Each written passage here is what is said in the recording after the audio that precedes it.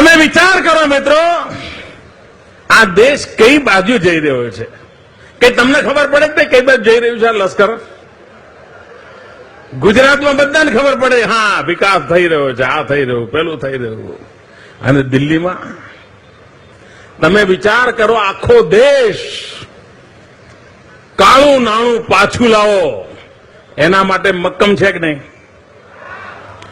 આ કાળું નાણું વિદેશમાંથી પાછું આવવું જોઈએ કે ના આવવું જોઈએ?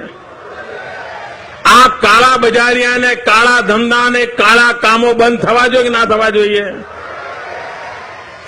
દેશ આખો કહે છે કાળું નાણું બંધ થવું જોઈએ. બાબા રામદેવ એમ કે છે કે કાળું નાણું બંધ કરવા માટે 1000ની નોટો રદ કરી નાખો. જેમણે ઘરોમાં 1000ની નોટોના થપ્પા લગાયા હોય, રાતો રાત એની નોટો રદ કરી નાખો, બધું પોલ બહાર પડશે. આવી માગણી કરી છે ને રામદેવે, બાબા રામદેવે કરી છે ને. 1000ની નોટો રદ કરવાની માંગણી કરી. આ ભારત સરકારે શું કર્યું? પાવલી રદ કરી. क्या कमाल है साहब, क्या सीन है.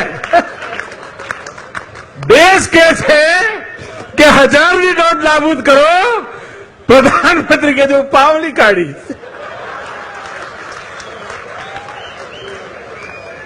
ચમનની મિત્ર એમનો ઈરાદો કેવો છે એના દર્શન કરાવે છે. કાળા નાણાંની મુક્તિ થવા માટે 1000ની નોટો જાય એવું દેશ ઈચ્છે, એવું બાબા રામદેવ માંગણી કરે, ત્યારે ભારત સરકારે શરૂઆત ક્યાંથી કરી? પાવલી.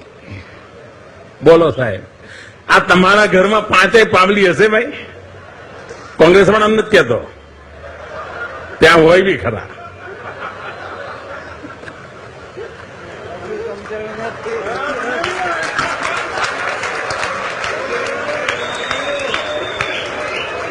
શાબાશ શાબાશ.